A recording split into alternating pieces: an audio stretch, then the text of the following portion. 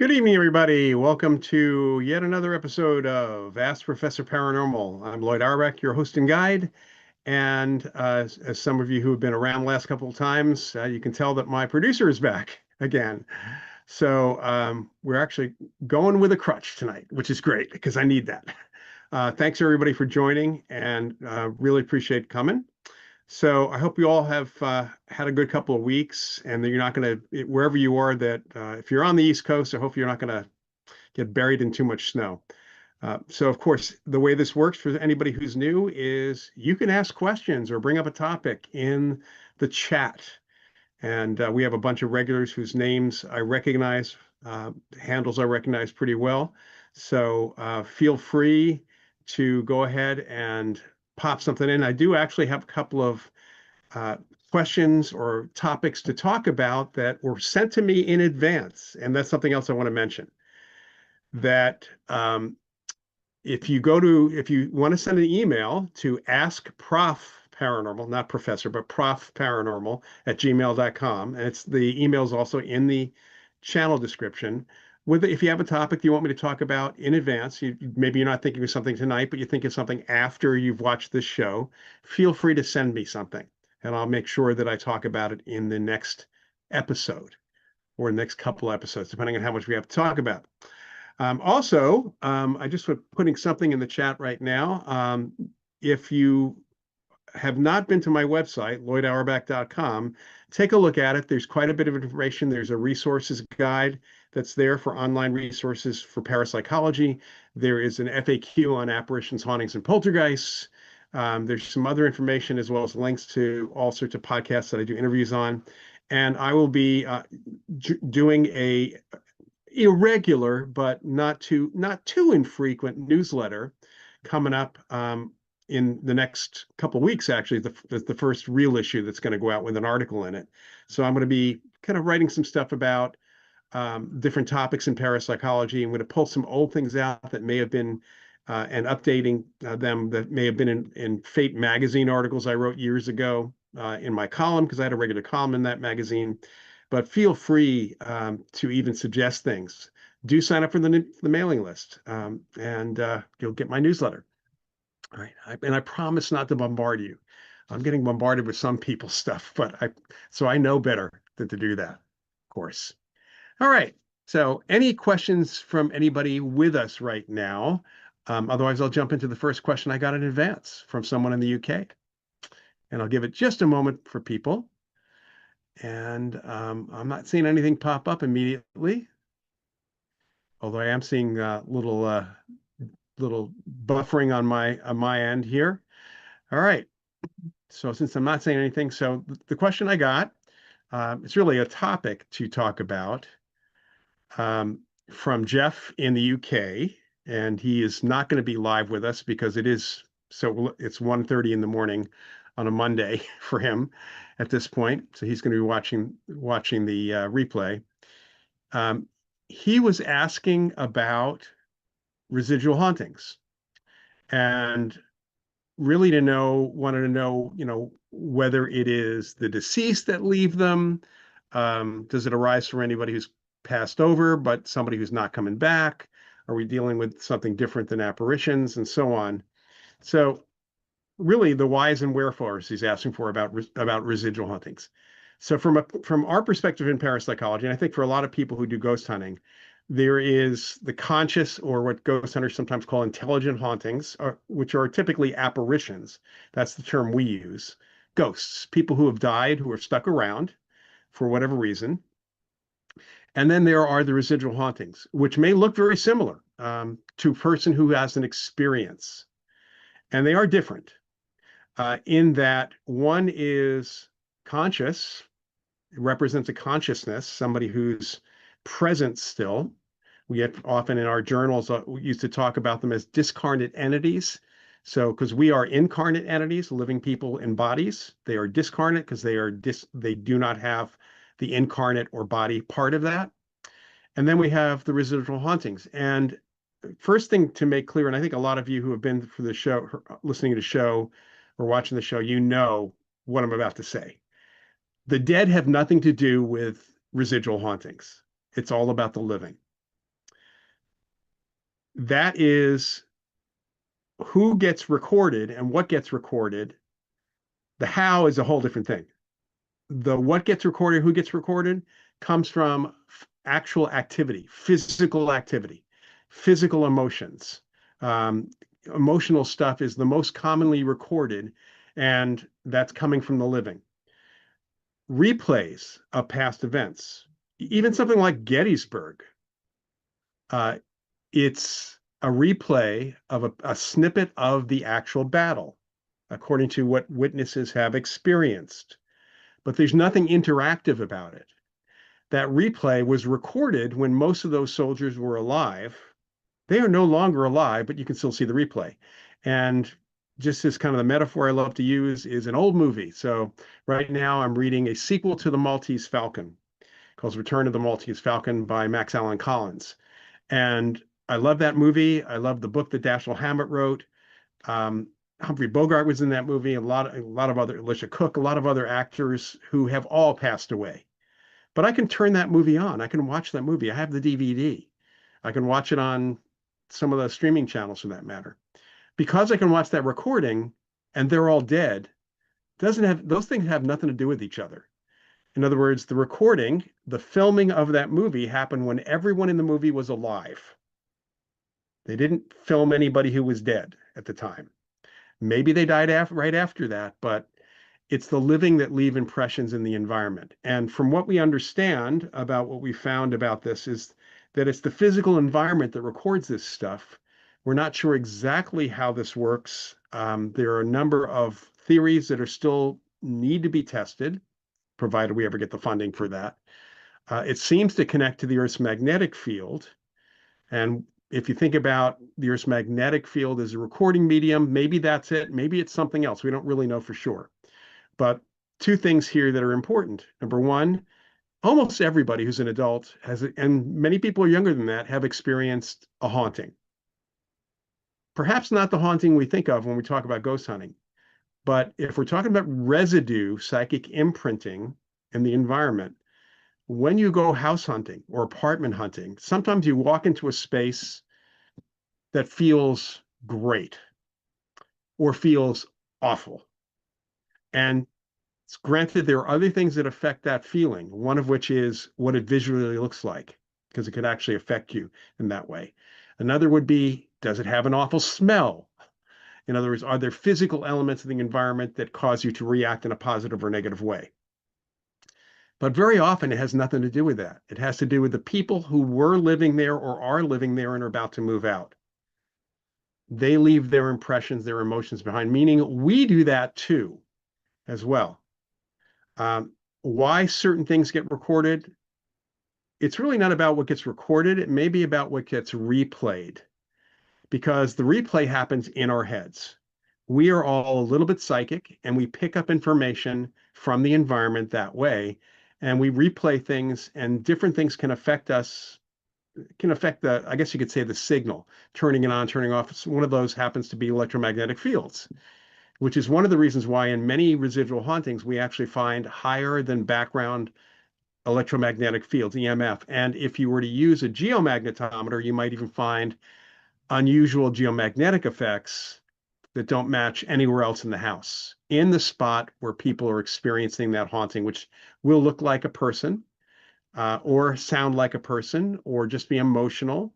It can be any number of things, all very different than the apparition who's conscious, which is more like us. Ghosts are people too.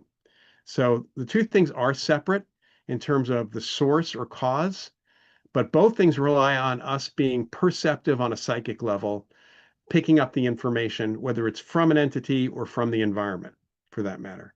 And again, we don't know exactly why certain things play back. I think Gettysburg is a pretty good reason why. It's because so much focus is put on the battle mentally.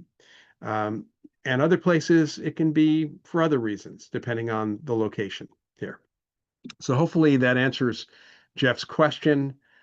We don't know the frequency of the events that get replayed depend on the event itself that has been recorded. And there have been instances of EVP that's actually picked up the recording, a past recording.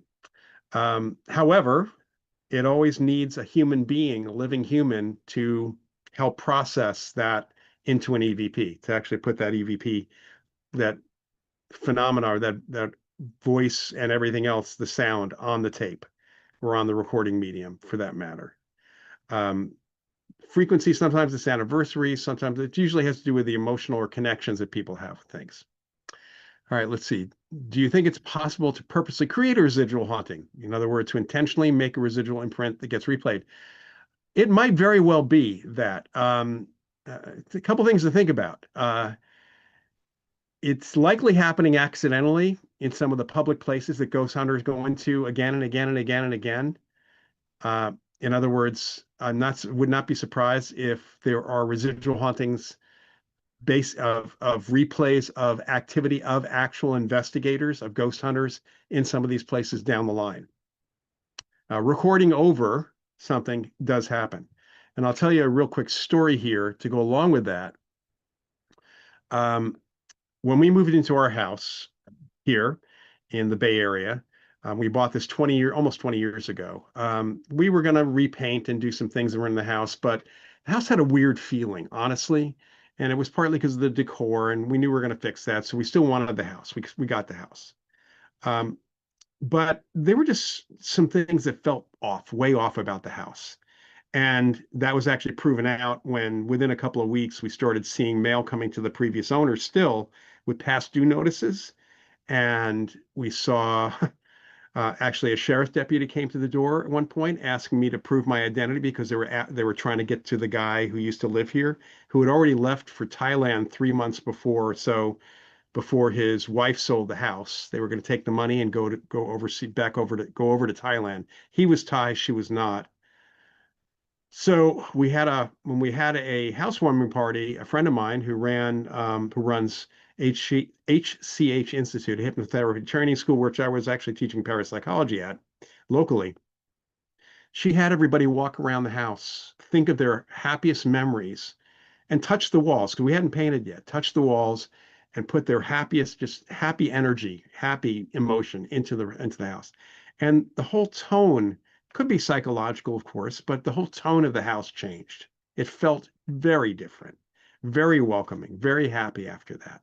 So that's a form of doing that kind of thing. But I would not be surprised if you could probably something with intense emotion, you might be able to create that residual haunting as well.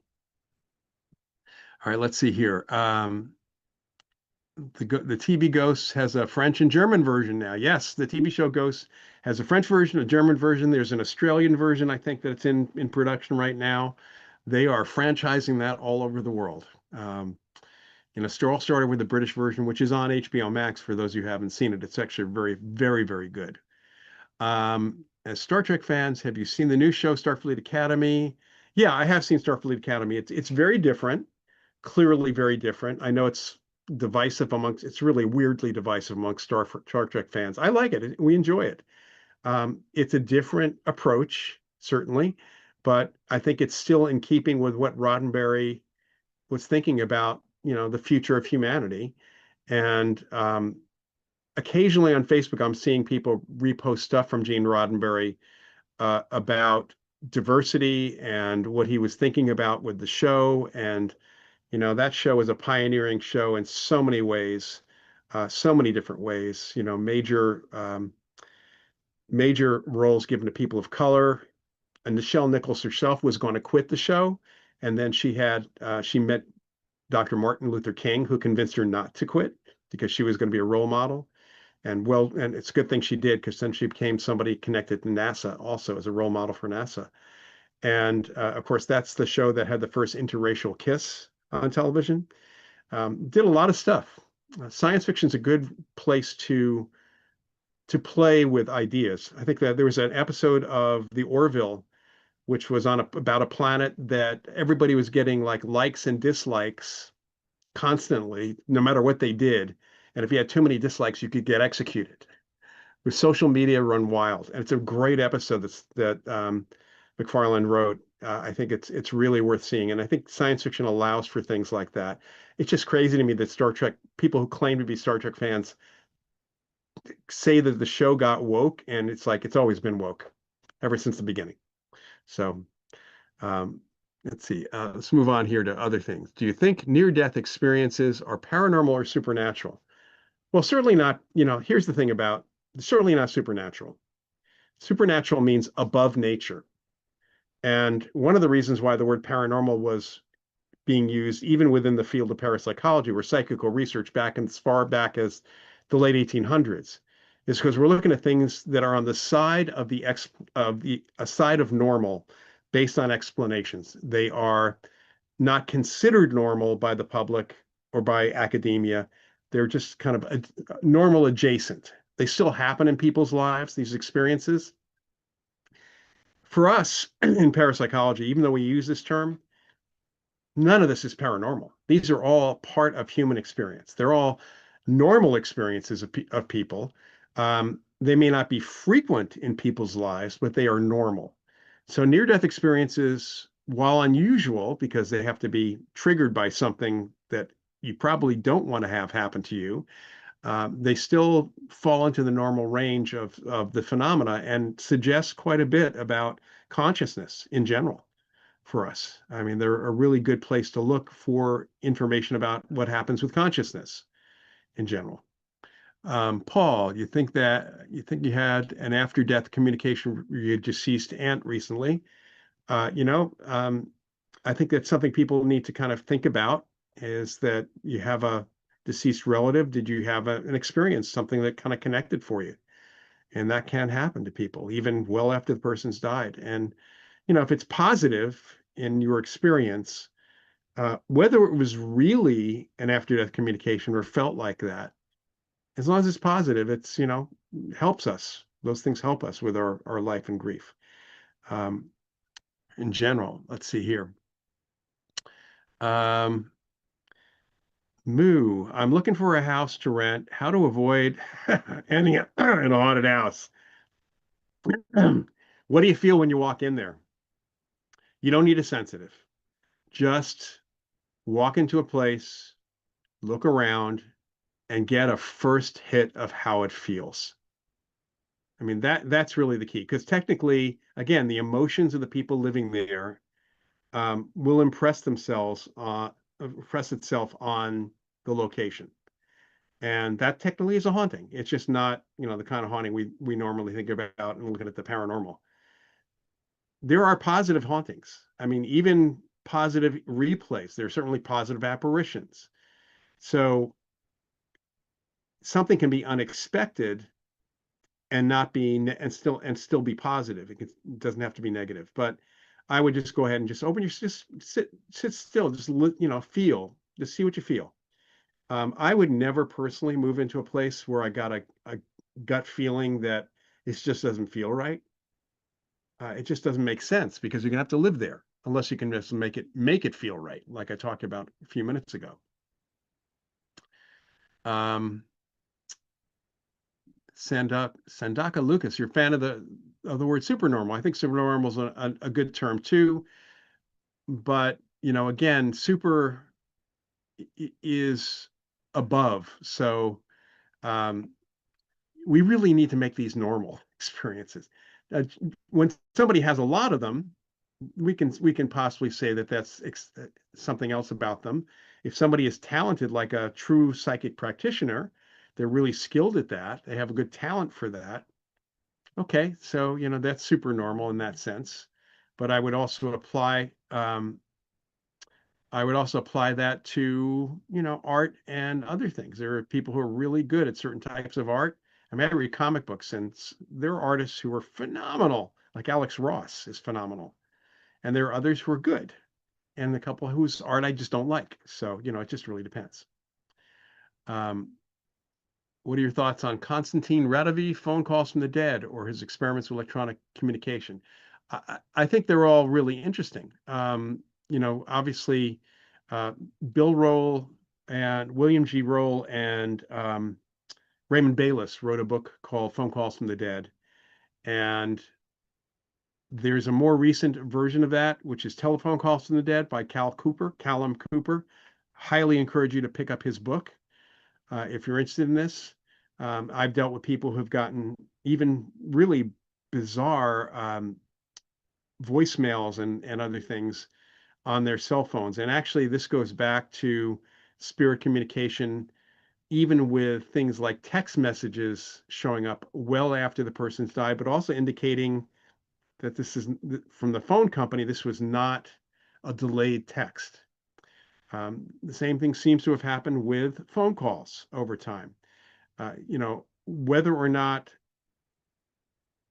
it is spirit that is in that moment affecting things or kind of setting things in motion for that is hard to say. And certainly for EVP, we have to consider that we may need a person involved. In other words, you may need an experimenter or someone else, an operator who's alive to help reinforce that message coming through the spirit to put it on technology. But there's certainly a lot of good stuff out there. That Paul, you don't like it when people say there's nothing to parapsychology and ghosts aren't real. They haven't looked at the research. Well, clearly they haven't looked at the research. And this reminds me of, I think I talked about this last time.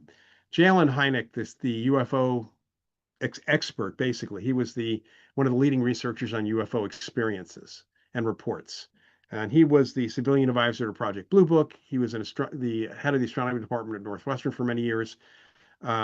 He used to say that he could not study UFOs, these days UAPs. He could only study UFO reports. And that's true, because how do you study something if you're studying a UFO because you have it, it's no longer unidentified, even though you may not know where it came from. So we're studying reports of ghosts, certainly. Those experiences are absolutely real in people's experience. And many of them have multiple witnesses. Many of them provide information that the people could not have known. And clearly, people who say that there's nothing to any of this is because they haven't looked. With parapsychology, there's an academic bias that has been reinforced over the years by the skeptics, the organized pseudo-skeptic movement, the critics, the cynics, making it hostile in US and certainly American academia to even be interested, to express your interest in something like this. But my colleague Ed May, who was the director of the Stargate program for almost 10 years, towards the end of its run, was able to get some people in physics and other fields. He's good at talking people into things, and he was able to get them to look at some research in parapsychology, and they found that they were surprised at the quality of controls of laboratory research in parapsychology, sometimes being significantly better than a lot of other science, especially experimental psychology. Our controls, because we're paranoid in some respects, because people are saying things like what Paul mentioned here, we have to be a lot more careful. But we have over 140 years of literature. We have over 140 years of research and field work. And to say that there's nothing to it without having read any of the actual reports within it is, it's belief. It has nothing to do with actual knowledge, unfortunately. Sadly, there are things that affect that approach, one of which has been the attitude and the push of the organized skeptics to make it hostile, calling our field, woo-woo. That's number one. Number two, pop culture. Portrayals of psychic experiences and parapsychology have been exaggerated. Therefore, people don't know what it really is. Even the ghost hunting shows don't portray actual investigations we've done within our field, or based on what we know, the methodology from within the field that we have. And then there's, plenty of people who call themselves psychics and mediums and new agers who either are phony or are sincere and have all sorts of really weird beliefs because they don't know what the study has shown either. And that all of that creates this, typical reaction to these things being too weird. Incarnate paranormal, phone calls from the dead, amazing question. Okay, you had an experience in that as well. All right, and hello everybody else. Let's see here. The ITC documentary by Dan Drayson is excellent. Yeah, I know Dan from years ago.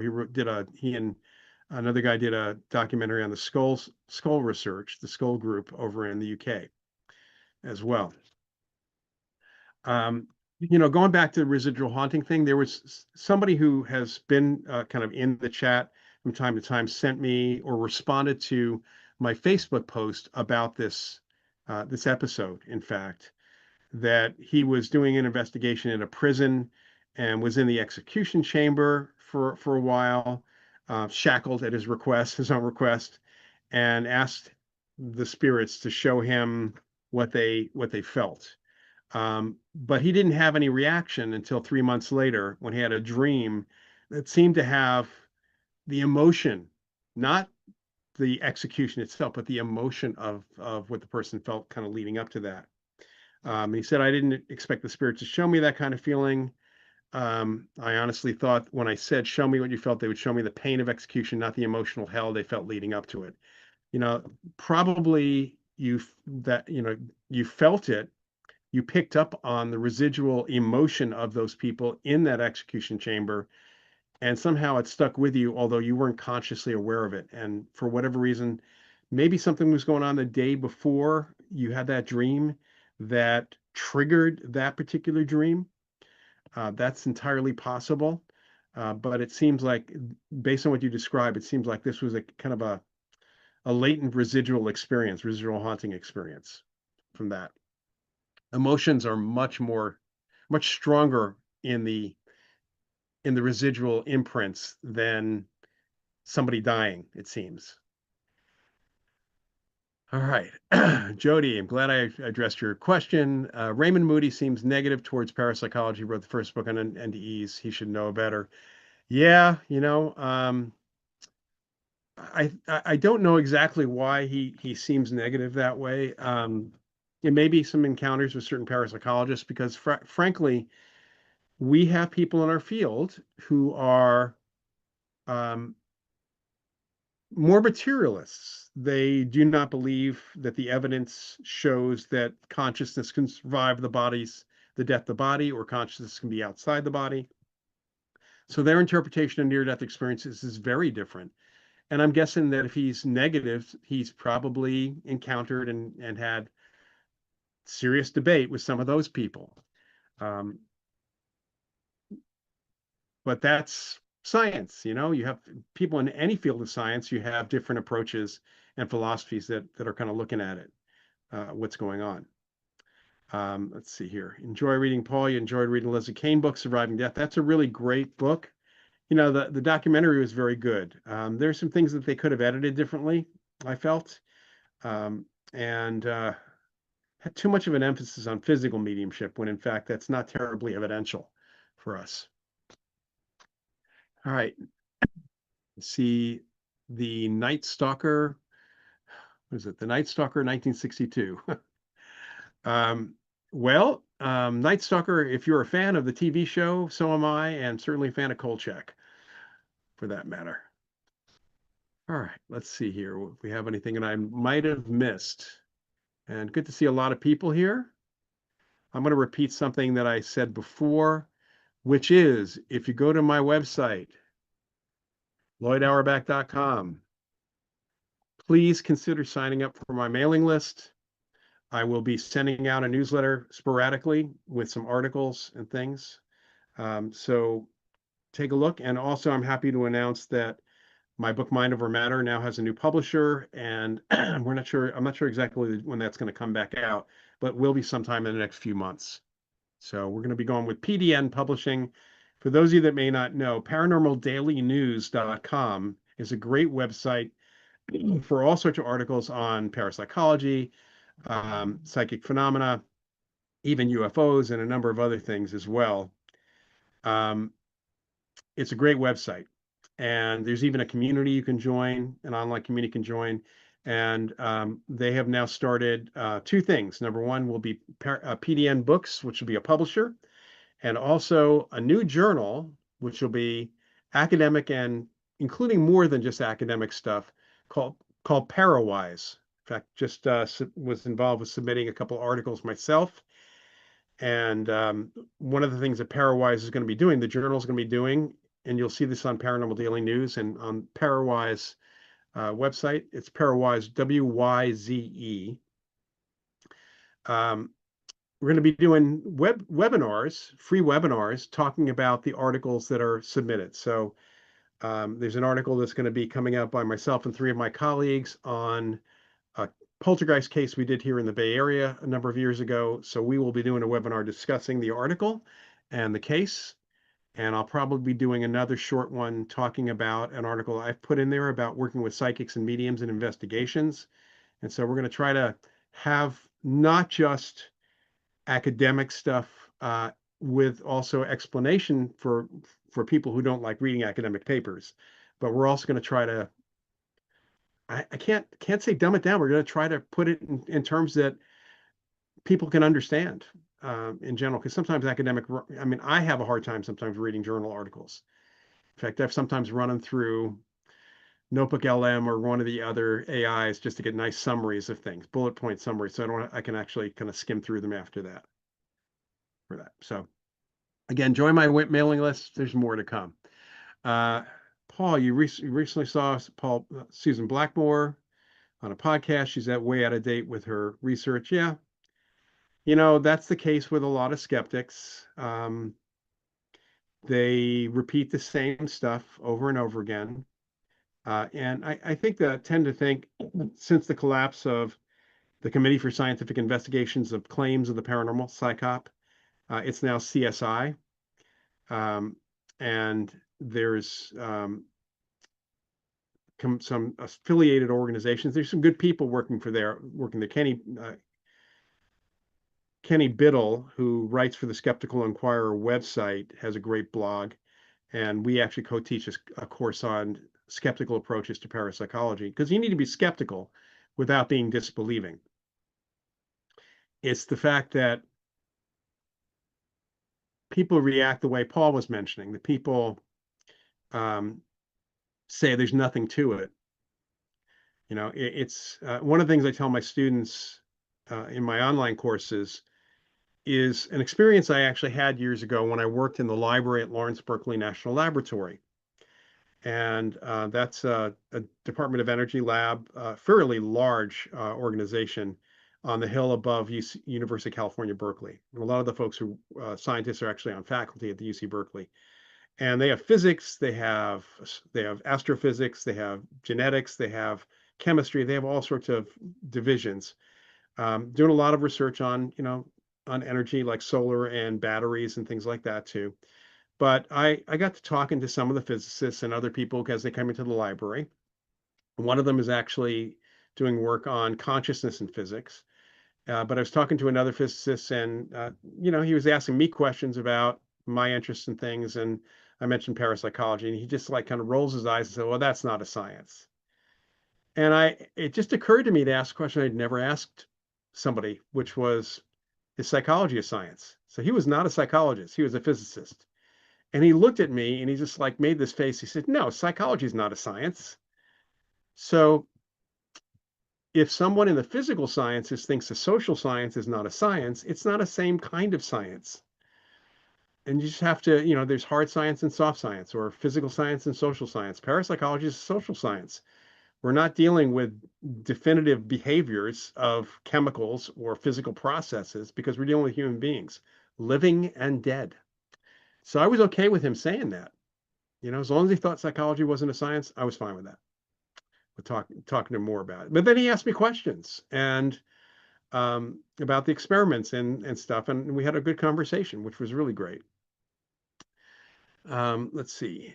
Brian Murphy, I believe in near-death experiences, believe they are supernatural. Again, we tend not to use the term supernatural because it has all sorts of connotations to it, more folklore type connotations, which is why paranormal is a better term, although it's been co-opted by the TV shows. So it makes it even tougher sometimes. It is all psychic phenomena. All right. Even ghosts are psychic phenomena. You can use the term paranormal for when I hear people who are in the ghost hunting world talk about the paranormal, they are specifically talking about apparitions, hauntings, poltergeists. That's what they're talking about. They are not talking about ESP in general. They're not talking about mind over matter. They're talking about ghostly stuff. But in fact, that term really covers all psychic phenomena. That's when it was first used. And the problem with the term supernatural is that it covers all sorts of folklore elements too. I mean, it covers magic, um, vampires, werewolves, all sorts of stuff. So we tend not to use that term, but they are real, and not everyone who has a near-death experience has the kind of near-death experience that we would consider to be in our arena, if you want to call it that. And not everybody who is near death has a near-death experience at all. So there's certain elements or experiential pieces that have to happen for us to include them in what parapsychologists and others study, for that matter. What do I think of time slips? Well, time slips, which are really interesting, are not psychic. They're not of consciousness, although you experience them too. Um, so they don't fall into parapsychology's study, but I've been interested in them for a long time, and I've read about them. Of course, they're part of science fiction, going way back. I mean, there was a great Twilight Zone episode about a couple time slips, and then I got to know in the 1990s, I got to know an author by the name of Martin Caidin. And Martin Caidin, who wrote the book Marooned, became an incredible movie in the 1960s, 68 came out, almost predicting the Apollo 13 disaster. A lot of people say it predicted the Apollo-Soyuz mission. Actually, it didn't predict it. The cosmonauts in Russia actually read the book, saw the movie, and reached out to the Apollo program to do the Apollo-Soyuz mission. Marty also wrote a book called Cyborg, which became the $6 Million Man. They wrote a number of those books as well. Wrote a lot of fiction, but he also was an aviation expert, and he was an expert on space science. So he was a consultant at NASA, all that stuff. He could also do psychokinesis. And he had some really interesting reports. And one report was of two atomic clocks, which should not have been out of sync ever. And atomic clocks, which are millionth of a second, can be out of sync because of gravitational effects and time dilation. So you put an atomic clock, you have two atomic clocks, you move one to the top of Mount Kilimanjaro, which is very far away from the center of the Earth, and the one on the ground, and they will come out of sync because time is passing imperceptibly slower further away from the center of the Earth because of gravity, slightly less, like imperceptibly less gravity. It's time dilation. So when you have a couple of atomic clocks in the same, that never go out of sync, and all of a sudden there seems to be a skip in one of them, that's something that Marty had a report on from the military. Report of a clock on Kwajalein Island, and even some experiential stuff that was out of sync with the clock back in the U.S. And then there was a story that he told that he had like reports about something that happened in the 1970s of a jumbo jet, passenger jet coming into Reagan National Airport, and it disappearing. This is coming in at night, and it disappeared off radar. It disappeared off radar before it actually got down to the level where it would normally do that, towards the ground, coming in for a landing. And so they scrambled emergency vehicles, thinking that maybe it went off the runway. 10 minutes later, the emergency workers heard a sound, and apparently the jet reappeared right above them and came in for a landing. And everybody on the plane was interviewed, according to Caidin, again, according to the reports he had. They were all interviewed. They actually moved. They didn't take the plane directly to the gate. They took it to a separate hangar because of what had happened. And people aboard apparently were looking out the window saying, as they were coming in for a landing, suddenly, they're looking at the runway, and suddenly there's all these emergency vehicles like that. So it's like the plane skipped 10 minutes. There are other older time slip stories. A couple of women who were at the Palace of Versailles walking into the garden and somehow walking into the 17th century recreation, which didn't turn out to be a recreation because when they went back a few minutes later after they left, it was back to the garden. All those people were gone. So they may have kind of skipped back in time there as well. So they're really interesting. And from a physics perspective, There's not enough we know about time and how it flows, and there's way too many ideas about time that it's possible, but again, not psychic in that way. Incarnate Paranormal, you gave up watching the paranormal shows even for a good laugh once you know how they actually operate. They bore me, frankly. I mean, yeah, there's some times that I could laugh at them. They totally bore me. I just can't watch them. They annoyed me first, and then they started boring me. So, um, it's just the very part of just being in the dark with the eyes glowing and the green. It's just like that's so not necessary and doesn't even make sense. Just like, and I'll say this frankly, that I did a lot of TV before night shot cameras, and very often if you go back and see some of the episodes I did, I have a YouTube channel, which is just youtube.com/Lloyd Auerbach. And there's some old TV clips. And yeah, they did turn the lights down, make it dark. Some that you'll see, some of those clips are done in the morning, perfectly light outside, and we actually had activity happening. But always the TV folks wanted to make things spooky. This is all before night shot cameras. And frankly, um, because they weren't turning the lights out completely, we let them go along with it, but we didn't expect any additional activity just because it was dark. In fact, that makes no sense based on reports that people have had.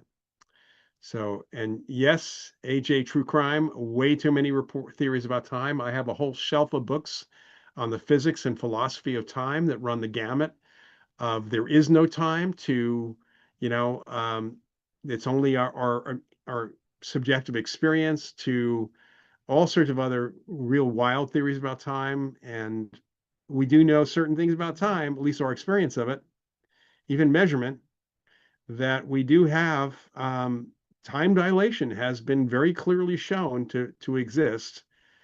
If you're moving faster relative to the ground or to someone else, then time is slowing down for you a little bit. And that's been shown. I mean, there's an effect you can show here on the planet. It's been done with aircraft as well, with atomic clocks as well. All right, let's see. Ghostly Encounters from Canada is best show you've seen. I think that's the one where people that are recounting their own experiences, and they sometimes have actors dramatizing them with the witnesses talking about their experiences over the actors. I know that there was a show from Canada I saw years ago, which was a great show and honestly, I prefer people to tell their ghost story. And if they bring in actors to dramatize that, but have the people telling the story so it's sincere as opposed to an actor telling the story. That's that's what we want. That's what we want in parapsychology. We the main thing when I teach students right now, I'm in the middle of teaching the field investigations course, the basic course in investigations through the Ryan Education Center online course. And the most important tool in any investigator's toolkit is the ability for interviewing. And interviewing is asking questions and listening to the answers and asking more questions. That's interviewing. So not just simply having a checklist of questions. So it's it's important to get people's experiences, because if we don't have an experience, we don't have anything to investigate. Frankly, I'm shocked that ghost hunting groups will find an abandoned home, abandoned building, and decide that they're going to investigate it because it must be haunted because it looks spooky. It's like you need somebody to say that they had an experience there, because hauntings don't last forever, residual hauntings don't last forever. Certainly, apparitions don't stick around in a place forever, and certainly not a place where people aren't around. So it's oh, thank you. About that explanation of that ghostly encounters. Great show. Um, so it's important to know that when we're dealing with anything psychic, paranormal, whatever you want to call it, it is the human experience that is important. Now there can be a physical component of that. Poltergeist cases involve physical activity, no ghostly stuff. It is physical activity, which we have connected back in general to living people. There are apparition cases, or the apparition does seem to interact with the physical environment too, causing physical effects. They have different patterns than the poltergeist cases, and we would approach them differently once we figured out what's going on, what seems to be going on. But it's always a human involved. Again, living or dead. There's human beings involved. There's consciousness involved here. And if you have just a spooky old building, okay, yeah, you could have residual stuff there. That is entirely possible. Um, but that probably is all you're going to get, unless you happen to bring a spirit in with you. Um, I'm guessing at this point there are probably some people have hung around after death who are following around ghost hunters because they think it's fun to screw with them. I mean, I might do that, although I probably screw with the skeptics before I'd screw with any ghost hunters after I'm dead. So, it's important to kind of look at the stuff from the perspective of what one of my colleagues years ago coined a phrase, subjective paranormal experience. That's the experience the person is having. And without that subjective experience, you might have folklore, you might have rumor, or you might have nothing to even go on. And the other thing to remember is that, again, places don't stay haunted forever. Now, some can be active for quite some time. And again, I suspect that with all the ghost hunters going to places like Waverly Hills and other buildings like this, some of the abandoned hospitals or mental wards, things like that, so many ghost hunters going in because it's paranormal tourism that at some point any phenomena being picked up is going to be from the ghost hunters leaving stuff behind, not from whatever was originally there. Because we have seen in our field people being able to record, more or less record over with new activity, what had been going on previously. So that's going to be really bizarre.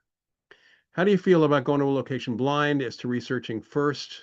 I prefer to go in blind and match evidence. Yeah, that's fine. You can do that. But why are you going? I mean, if you're going into a place knowing that it's supposedly haunted, you already have a bias anyway. There was an experiment that was pioneered by Gertrude Schmeidler back in the 1950s, and Michaeline Mayer and George Hansen took it a little bit further. And it's one of the things that we teach in our courses, and that is um, taking people in blind, not just to a haunted place, but if you go to a haunted place, someone, an experimenter, somebody needs to know what happened, what people are experiencing in that haunted place, and in what spots. So where in the building are people experiencing something? And then you bring in people blind who don't know anything about that location with a floor map, and you have them mark down where they feel something. And then you see how that dovetails to what had been reported and to each other. You bring in more than one person. And then the next stage is you have three buildings. One is haunted, has haunting activity, apparition activity, something like that. The other two, not at all, but they're very similar in, of age, that kind of thing. Take a group of people in blind to all three of those places. Tell them, write down anytime you feel something weird, and see whether or not they pinpoint the haunted place as the haunted place, even though they may feel some weird stuff in the other places too. So those kinds of experiments, again, you're using human sensors. Forget about technology in these cases. Try this with human sensors. There were even studies, an experiment done with people who believed in hauntings and such, people who just didn't care. They just were like people who didn't know anything about any of this, and skeptics. And in a couple of instances where they did the three buildings kind of thing or two buildings, even the skeptics picked up the right place, the haunted place. Something about the place made them feel something. So they, of course, would never say it was ghostly or haunting, but it's important to, if you're going to do blind, to do it in some way that where someone knows what went on, even if you're going in blind. Goldfield Hotel has been overrun by too many people. The evidence 15 years ago changed to what I got 5 years ago. Yeah, it's you do have changes that happen, and especially if you have an actual conscious entity that can change, because they can change their behavior just like any human can, or they can leave, and maybe somebody else could come in. So, but with hauntings, it's pretty clear the phenomena does the imprints change over time because more activity, human activity, changes the imprints.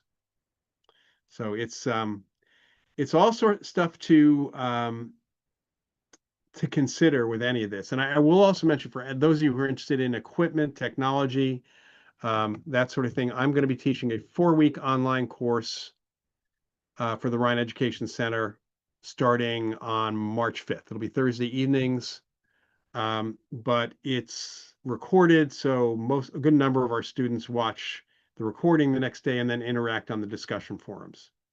So I put in the link to the Rhine Education Center. Oops, that should be www, not www. And you'll see the paranormal tech class will be listed there. Um, don't expect me to talk about, although I just have to say this up front. It's one of the things they say in the first week is don't expect to hear that any of this technology actually detects ghosts for sure, because none of it does, because we don't know what we're trying to detect. But it's still useful anyway. It can be very useful anyway. And then just for future reference, we'll be starting up our next set of classes for the Rhine Education Center. Again, online courses in May. Also in March, there is a course taught by Graham Nichols on out-of-body experiences and how to have one.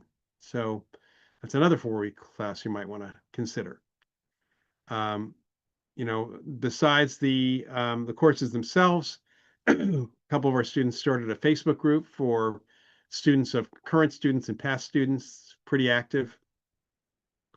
And the Rhine has a YouTube channel, the Rhine Center also, for those who are interested. If you go to www.rhine.org, there is a video library, and it will say it's for members only, but it's not. At the moment, it is not just for members only. There's over 100 videos of lectures on all sorts of topics. I did a couple that are there. There's some really cool lectures from some interesting people in the field. And even though it says for members only, currently the platform is available and the videos are available to everybody. We do hope you join the Rhine Research Center. I'm president of the board of that organization. We hope you join the Rhine Center. We have a lot of webinars that we do and group meetings, things like that. But explore the Rhine Education Center, the Rhine website, and explore the Rhine Education Center piece too. So is Mark McCuskey still involved? I assume you mean still involved in research or in the subject. The answer is yes.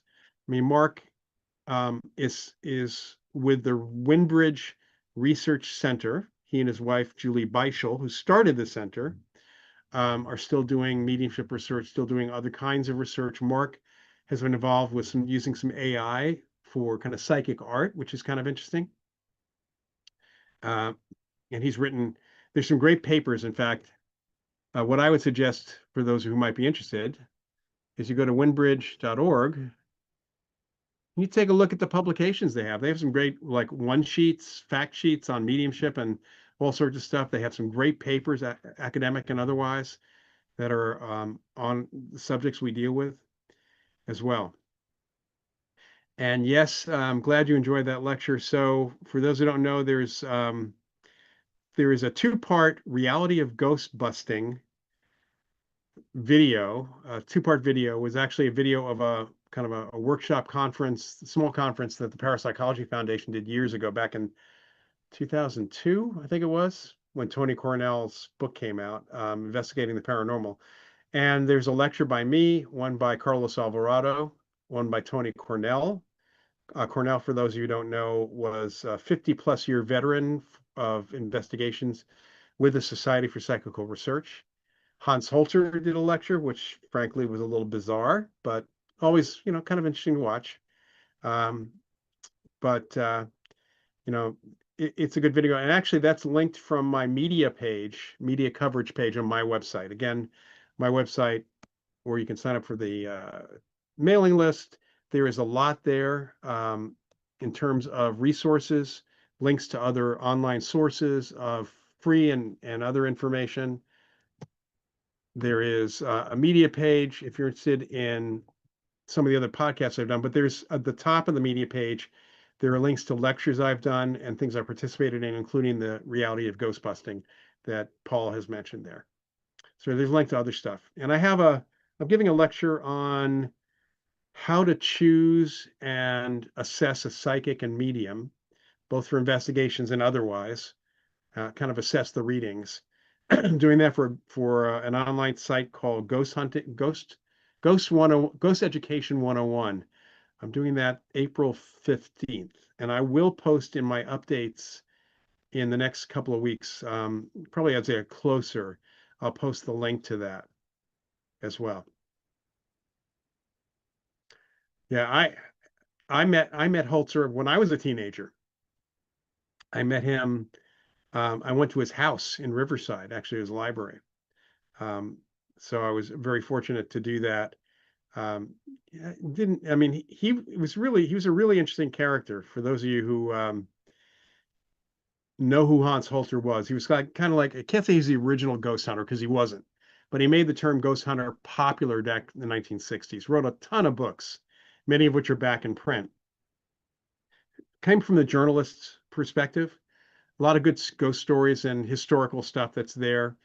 And I have to say, what his library was phenomenal. All the journals, everything like that. And I was surprised that he popularized stuff and kind of skipped over what parapsychology had already found sometimes. Yes, Harry Price was the original guy who popularized the term ghost hunter in the early 20th century. However, the term ghost hunting and ghost hunter, those terms go back at least as far as the 1790s. Tim Prasil, Prasil, who is a folklorist, written a couple of books on Victorian and pre-Victorian ghost hunting. He found he's so far, I think he's still looking back further. He's found the term ghost hunting as far back as the 1790s. And it's always absurd. I think I was at some conference and one of the TV ghost hunters said, we have popularized the term ghost hunting. Nobody else, nobody had been using that term before. And it's like they didn't even know about a Holzer, which is amazing to me. So um, lack of knowledge that, you don't need knowledge to be a TV ghost hunter, apparently. All right, so we're down to the last couple of minutes. I hope you all, if you're not subscribers, please do like and subscribe. Past shows are all available on this channel. And of course, I'll be back in 2 weeks. It'll be March 8th will be the next show. So if you have questions up front or topics you would like me to address in that time, then that starts the show when nobody has anything other than to say hi. Please send me an email, and I'm just putting the email in here, to askprofparanormal@gmail.com. Some of you know my other emails as well. JK5C, you have an unseen intelligence in your current home that you've been interacting with since last May. You have a trove of footage. All right, you can contact me via this email. That's probably the best thing to do. And yes, Paul, we'll see about another guest session at some point. Thank you, everybody. If anybody has any last comments, otherwise, I think we're just almost down to the wire right now, to 6:30 here in the California world. Thank you all for coming. Please like and subscribe. Join the mailing list. Visit my website. Just take a look and see what's there. Of course, buy my books. Really appreciate that. But there's a ton of information on the website that's all free. And if you have any other questions, feel free to send them to that email address you see there in the chat. Otherwise, have a good couple of weeks, and we'll see you on March 8th. Good night.